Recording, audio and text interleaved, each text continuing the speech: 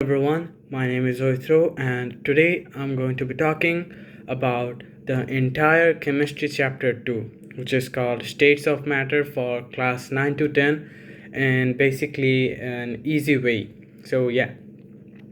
This chapter is super important for exams and basically for general knowledge as well because everything comes from here. I will be talking about the states of different matters like solids, liquids, gases. I'm going to be talking about diffusion, sublimation, kinetic theory, evaporation, and all the important concepts without needing to mug up random lines from the book. Let's start. First, what is matter? What even is it? So basically, matter is anything that has mass and occupies space. Basically, almost everything around you. Your phone, your chair, your water, your whatever, even air. Air is matter too, even though you can't really see it. A lot of people forget that gases are also matter because they're invisible.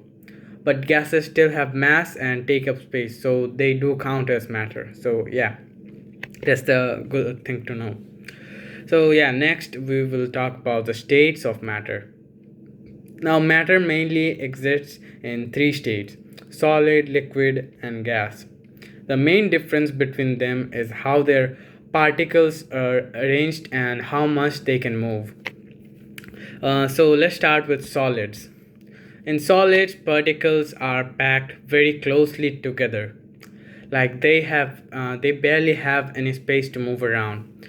Because of this, solids have a fixed shape, fixed volume, and strong intermolecular force. Examples can be ice, brick, iron, wood, glass, whatever. Now, the particles in solids cannot move freely, they only vibrate in one position. That's why solids are hard and difficult to compress. Like if you try to compress a brick or something, then it'll just shatter instead of compressing actually. And with your hands, it's not happening. Next we will talk about liquids. And liquids are basically in the middle, you can see, because their particles are still close together but not as tightly packed as solids. Liquids have a fixed volume but no fixed shape. That's why water changes shape depending on the container you pour it to. Cup of tea can hold tea, right? But the tea actually shapes itself into the cup. Let's say you put some water in a bottle, then the water just reshapes itself and moves around to perfectly sit in the bottle. The particles can slide around each other, which is why liquids can flow. Now gases are very their particles stay very far apart and move randomly in all directions. Because of this, gases have no fixed shape, no fixed volume as well, and they're highly compressible. Examples can be oxygen, nitrogen, carbon dioxide, etc. Like if you spray perfume in a room and suddenly everyone smells it, that's because gas particles move really fast. Yeah. So comparing solid, liquid, and gas. Quick comparison time because this comes up in everywhere in exams as well. Yeah. So in solids, particles are closest, attraction force is strongest. In liquids, particles are a little further apart, and in gases, particles are super far apart, and attraction force is the weakest. So remember this order: attraction force is solid, liquid, gas, and particle movement is gas, liquid, solid. Now we will talk about the change of these states. Now, matter can change from one state to another because of heat or even pressure. This process is called the interconversion of matter. Now, melting. When a solid changes into liquid, it's called melting. Example can be ice melting into water. The temperature where this happens is called the melting point. For ice, example can be like ice, yeah. So for ice, the melting point is 0 degrees Celsius. So it's called, yeah. Now we talk about freezing. The opposite process is freezing of like melting. Liquid turning into solid is called freezing. Like if you freeze ice, then water, then it becomes ice. You get the point. Now vaporization. When liquid changes into gas, it's called vaporization or boiling. Like boiling water turns into steam. Yeah.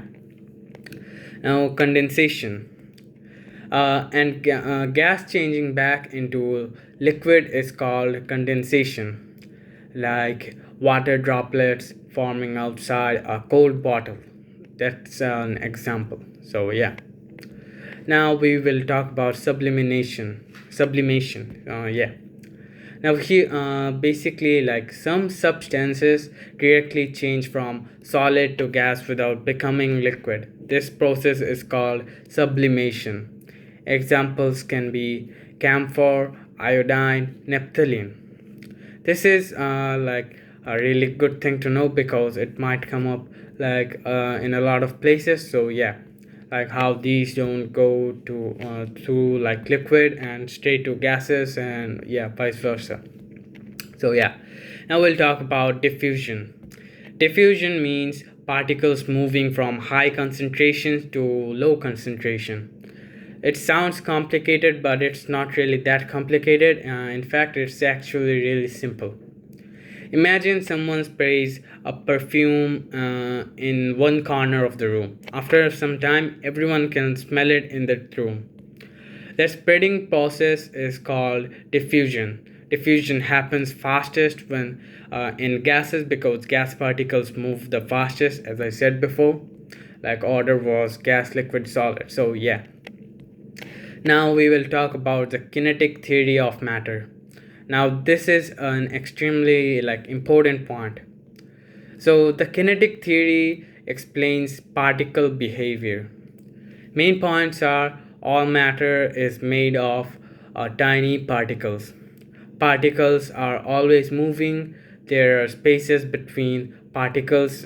Particles attract each other, and heat increases particle motion. So yeah, now we will talk about effect of heat. When heat increases, particles gain kinetic energy. They move faster. Distance between particles increases. So yeah, that's why like solid becomes liquid and liquid becomes gas. Basically, heat makes particles go really fast and shit. Yeah. So now we will talk about evaporation. Evaporation is when liquid changes into gas from the surface at any temperature. It's not just a boiling temperature. For example, wet clothes drying outside. Even without boiling, water slowly turns into vapor. So yeah. And now we'll talk about another state called plasma, which isn't really stated in the book, but I will talk about it anyways. So yeah, it basically this is another state, plasma. It forms at an extremely high temperature when particles become ionized.